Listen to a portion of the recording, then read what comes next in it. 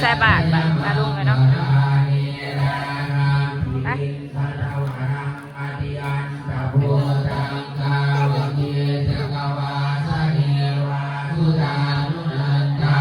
ไปดีเด้อป้าลุง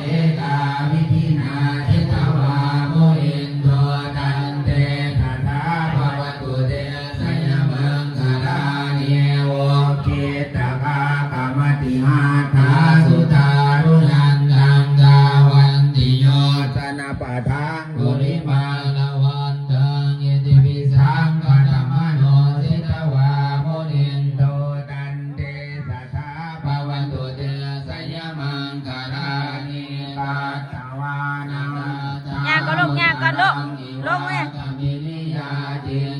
ให้ลูกลงอยู่ก่อนดิลงก่อนวิธีนาทิตวาโมเนโตตันเตสัสสะภวันตุเตสัยมังคาราเนสัจจังมิหายามเตสัจจาตวาตะเกตุวาทามิโรปิกามนังอธิยันตะโพตังปัญญาปะเทปัสสาริโตทิตวาโมเนโตตันเตสัสสะภวันตุเตสัยมังคาราบุตรขังวิบุตังไมเตบุเตระเทระบุสเกนะธรรมาปยันโตนิโตปฏิสาวิธินาทิตวาโมนินโตตันเตสัสสะภวันตุเตสัยมังคารานิโตคาหาหิเตบุตรเตนะจุตาตาสังปมังวิโสเตสุเตมิเตปะกาพิธานังญาณากะเตนะวิธินาทิตวามุนินโดตันเตสัสสะภวันตุเตสัยมังคารานิตาปิพุทธาสัยมังคาราทากทาโยวาจโนทินาทิเนสรเตมตันติตวานานิกาวิวิธานิจุกาตวานิโมกังตุกังอธิกังญาณโรสาปัญโยมหาออกมาเห็นได้บัตรเนาะมาจับปะ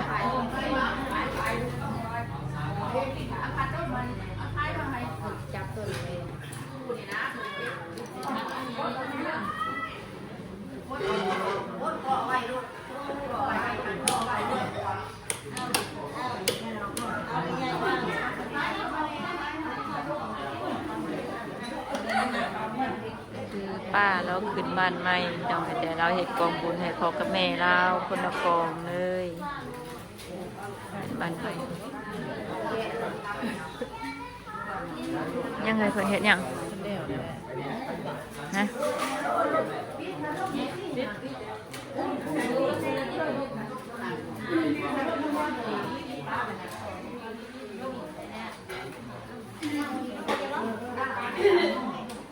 สิคนลงมัดเปล่ามัน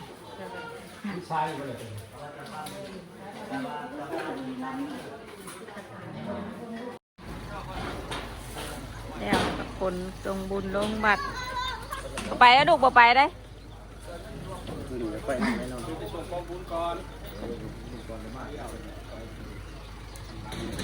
บุญไปชงก่อน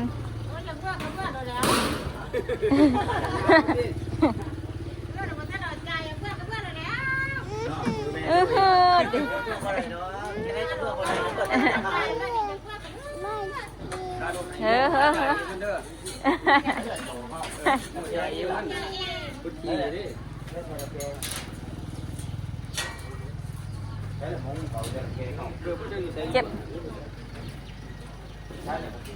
ก็บโต๊ะซอยป้าไปเก็บโต๊ะไปเก็บโต๊ะซ่อนกันไปเก็บโต๊ะนี่ว่าซ่อนกันไป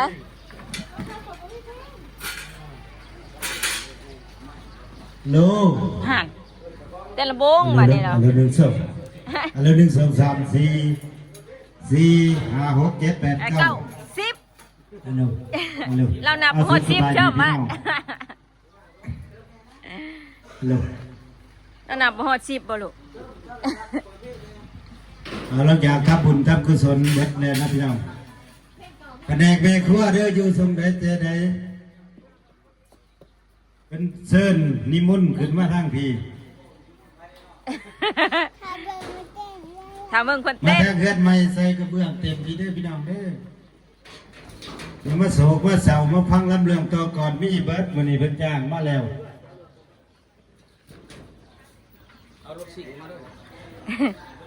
เก็บอยู่เด้อเก็บตัวซอยเพิ่นอยู่นางซ่อนๆขึ้นนะเก็บอยู่อีหล่ะซ่อนกันเด้อ เอาเจ้าของเสียงเด้อมาเปิดเพลงกันได้มีบ่มี ซ่อนกันลูกล่ะเอาสีขาวไว้สีขาวเลยผู้ตัวอื่นพอพอไปส่งอันนั้นลูกไปส่งกองบุญอยู่วัดแล้วที่เรียบร้อยพี่น้องตักบุญตักบาทแล้วที่เรียบร้อยยังยันพอเมื่อปะบ่สีแดงก็ซ่อนแล้วลูกล่ะเออเก็บชอยเพิ่น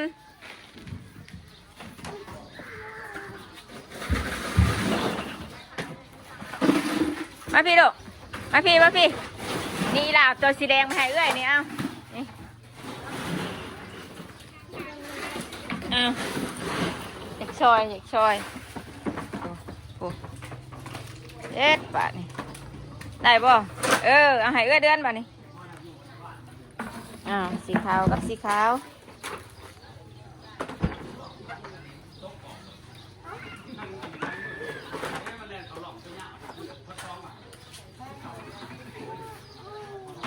ให้เดือนเฮ็ดลูกไปเฮ็ดกะยาเจ้าก็ตั้งมันหันแหละเดือนไม่แต่เก็บไปซ่อนใส่กันนะนางบ่สีขาวมาใส่สีขาวหันลูก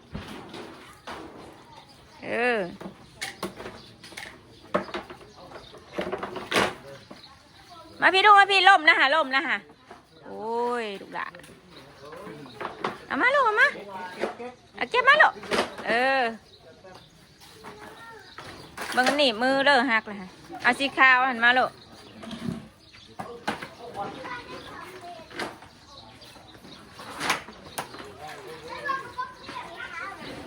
เอาตัวมันตัวเดียวติลูกเดี๋ยวจะจมเอง2 อันนะอีหล่ากับตัวใกล้ๆติลูกโอ้ยดูข่อย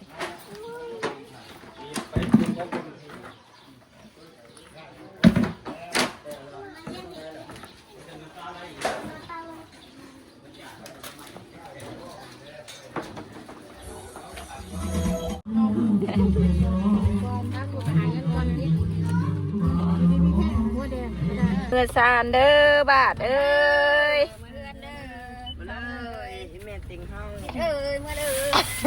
มาเด้อบาทเอ้ยห้องพอบุญเนี่ยห้องพอบุญก็ไปจอยเมื่อเด้อสิดอกเพื่อนชานเด้อตายเป็นที่เรียบร้อยพี่น้องเลยเนาะถึงเพื่อนใหม่แต่ว่าพอได้ทันดอกกะตักบาตรหยาดน้ำเรียบร้อยพากันกินข้าวกินน้ำอิ่มเป็นที่เรียบร้อยเดินทางบอยพ่อเปิดเองให้จำดมในยังห่างบอ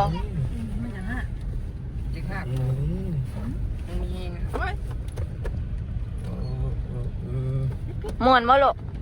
มวนบ่มาบาดเดโมนะมวนอยู่บ่มาอีกบ่สบายดีก่อนสมวนนะบายดีลูกเก่งมากเลยลงคลิปบ่ได้เฮ็ดหน้าใดกับบ่ได้บาดุงเอ้ยติดต่อหยังกับบ่ได้บ่มีสัญญาณเด้อบ้านนี้เด้ออยู่ดารานั่งนอนอยู่บ่จักความสิเฮ็ดอยากเมืองก้าวกับเมืองบ่ได้เด้อหนุ่มเนาะเฮ้ยฮะไปเอาใช่ซะ อยู่ชาพายปีหักมาอยู่เดียว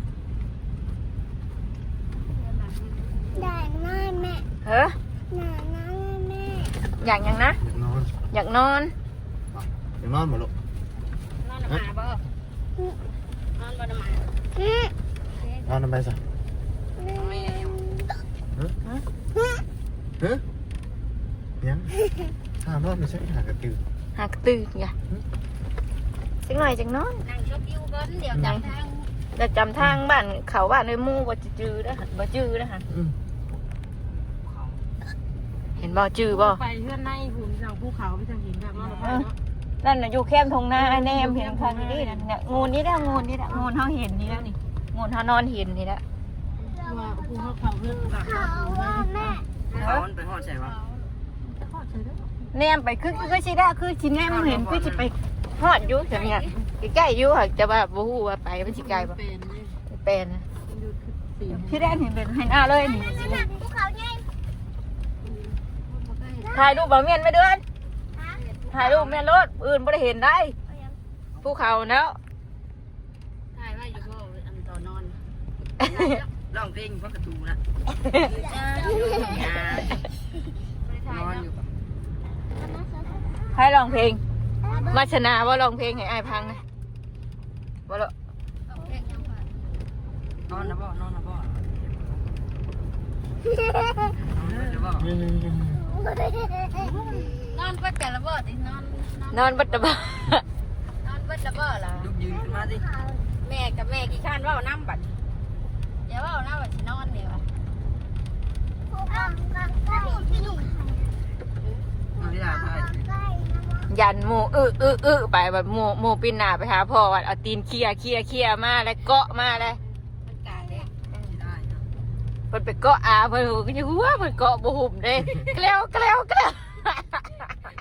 ถึงนะ มันเกาะบ่ถึงอาเพิ่นเด้ ให้ถ่ายน้ำดิ ก็มาถึงนะ นี่โดนนะ ใช่ดอก นี่ใกล้แล้วพี่ลูกไข่ยางบอกดูน่าแตกได้แม่ เออ ดูน่าแตกได้ บ่นั่งมีสิทธิ์นะดู ไม่รู้จะดูน่าแตกได้ ออกไปกับ ไปนี่แล้วป้าบัวแล้วก็โทรหาผัวแล้วแล้วนี่ แตกแล้ว เออใจขาดอ่ะ แตกแล้ว เออรถดูดมันแตกแล้วโอเค เรา แล้ว เราได้นั่นแล้วก็นี่ยันน้ำ แม่นเอาขายบ่ได้บ่ลูกเมียก็บ่อยู่ เราขายเลย แม่แม่แม่แม่แม่แม่ แต่เราไม่ได้แล้วตอนมา แม่ลูกเห็นลูกภูเขา เรียกแม่เด้อ ภูเขา ตลาดดอกเรียกแล้วจะได้เงินแล้วกันกันบ่มี ภู แล้ว เขาง่าย แบ่งกันเลย เออ เก้า เปิดได้แล้วเปิดร้านนี้เขาจะไปหาเงินน่ะ ภูเขาบ่ลูกบ่ ภูเขา เออภูเขาใหญ่ปะลุงเอ้ยพูนใหญ่ดี เด็กน้อยเจอกี่ตบ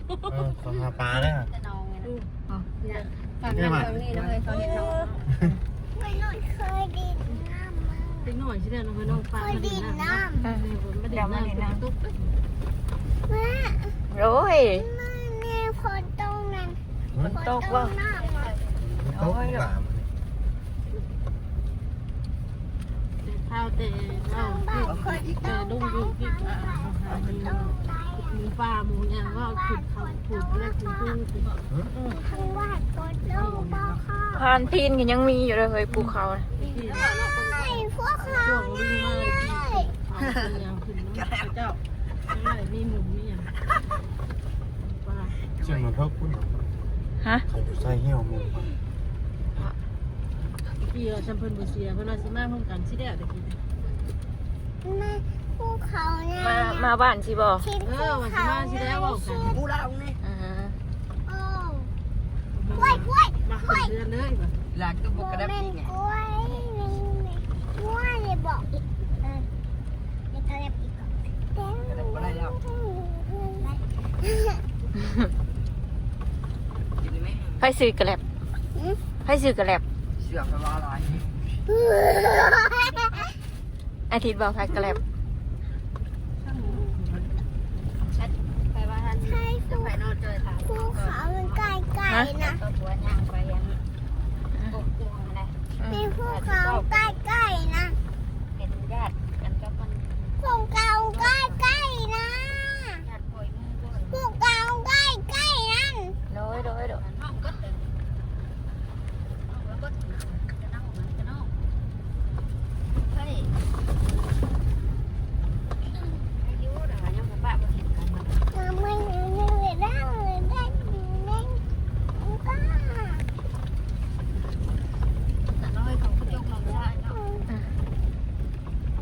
ถคันนี้ตดมึงเนี่ยวะ จะบ่เห็น จะไปนุ่งกันนี่ ไอ้แม่เป็นรู้จักนี่ ว่าได้แม่ได้ติดกันเลย บักติดยังกักนะติ ติดกักแล้วมึงก็ได้เชี่ยวมึงได้ขับรถนะ แม่ ไว้หน้าแล้วยังไปเช่ายังตาบอยู่นะ หาเป็นยัง เอาหล่นลงเลย หนาไหม นี่ข่าวแล้วพี่ ขับ น้อ รง ถไว้กินนี่แล้ว ก็จะบางยันตามทิศมาเลยดิญาตินะ ข่าวเชียวทั้งเฮาเริ่มบ้านเฮาเริ่มสิลงไห้ลงหน้าทั้งนี้สิเริ่มสิเกี่ยวเกี่ยว ใช่ภูเขานะ มีแต่หน้าเนี่ย เรือสองสั้นแล้วเนี่ย ใช่ภูเขานะ เออเฮ้อ ใช่ภูเขานะ ผู้ มันไปแล้วลูกมันบังแล้วนี่เขาจะออกไปเบิ่งนี่ ออกไปก็เห็นได้เนี่ย เห็นภูเขาบ้านนี้ถ่ายไว้รถที่เจ้า นี่ เขา มันบังป่าเลยลูก น่ะมีสัญญาณ บังป่าเลย สัญญาณแล้ว พาไปมีเงินเด้พาบัตรไปเที่ยวปักเซเนาะภูเขาใกล้ๆเนาะอ้วนมีเงินเด้แม่พาลูกไปเที่ยวเบิ่งไปเมืองน้ำตกโอ้ยน้ำตกตาดเนี่ยตาด บ้านยังบริเกิดเนาะตอนนั้น คักแล้วเนาะว่ะเนาะ เป็นบ้านคนนี้นะ ยังไม่ได้เห็นผู้ช่างเว้ย ไม่ใช่ ถ่ายไม่หลอดเดือดได้ถ่ายอย่างก็ถ่ายหลอด ลูกเป็นว่าฉัน ตัวถ่ายตรงก็กดเนี่ยถ่ายบุกกดเนี่ย ใช่ใช่แดงลูกยังบอกให้ลูกกำลัง กำลังตั้งดิ ลูกพอได้แล้วมันต้องตี ยัง ลู เลย ก ดีไม่รถแผ่นอากาศเย็นๆขึ้นวัดภูเนาะ อาการข้น ถ่ายรูปวัดภู ๆถอดหน้า มาถึงรางวัลที่หนึ่งไงเนาะ เขาถ่ายงามได้วัดภูนะเอาวัดเข้าไปเลย เดินขึ้นเดินขึ้น ผ้าลายลาย เขาก็ตายแล้วเลยเจ๊ได้ที่ ผ้าลายลาย ฮะ เดี๋ยวป่ะ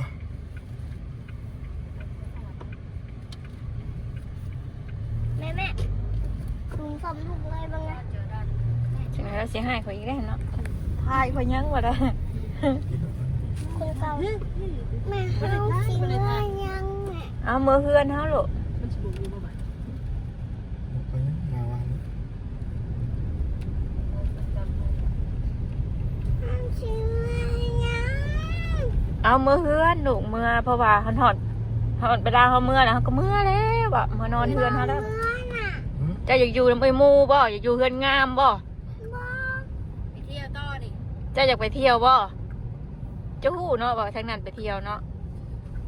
พอหาเงินก่อนเด้อแต่พอหาเงินก่อนเด้อลูกเด้อ ก็เที่ยวฮอดค่ำอยู่ดอก บอกพ่ออยู่หาเงินหลายๆแล้วพ่อเหรอพาลูกไปเที่ยวแน่เหรอ จำแห้งดีมากเลย อากาศ ยังไม่ ดีแต่พ่อเจ้าบอกขี่รถจักรกับบ้าดีกว่าลูกเอ้ย งานเนี่ยว่า เห็นบอกผัว หาดทรายคำคือเด้อทางเขาเลยมีด่านตำรวจรถ บ้านหาดทรายค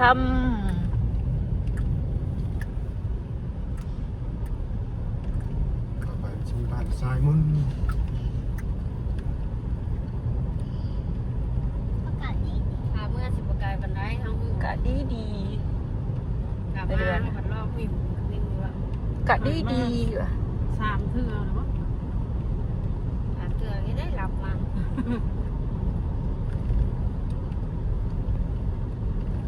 รับอยู่อาทิตย์นอนคืนวันยัง รับได้เหมือน ทำไมก็รับอีกได้เหรอเนี่ย แตงบ้านเราแตง อันนี้ ให้ตัวจอย ไม่ดีดีได้ เป็นกดก็ก็อยู่ทั้งมือให้จอยลาตัวแล้ว ให้เจอไอ้โกนนะเหรอ ก็เกี่ยวจอยให้นอนกลนนะตัวลาตัวแล้วโอ้ตัว เบอร์เมนโตแน่นอน โมเมนต์ตัวบาทเองแน่น่ะสิดอก กับแม่ตัวแล้วเปล่า บ้าน เบอร์เมนโต แม่ว่า จำได้ยินเสียงคนตีนแคลบแคลบ ไปกดไปกด แม่ว่าแต่ว่า ให้นอนกด ก็ว่าลานอาและนอนกดนะลานวาดแล้วอ่ะ โมเปิดเด้อลูกเด้อ เป็นลานตัวได้วาดได้ดิ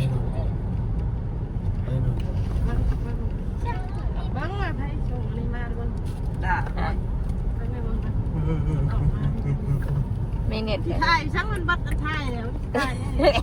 ไม่ไทย ไปซะเนาะเดี๋ยวป้าจอยกับสิจบคลิปเพียงสำนี้ก่อนป้าลุงเนาะขอบคุณกับคุณหลายๆที่เข้ามารับชมเด้อลูกหลานจิถ่ายวิวจนเบิดวิวเดี๋ยวนี้ สบายดีก็ลูกสบายดีลูกสบายดี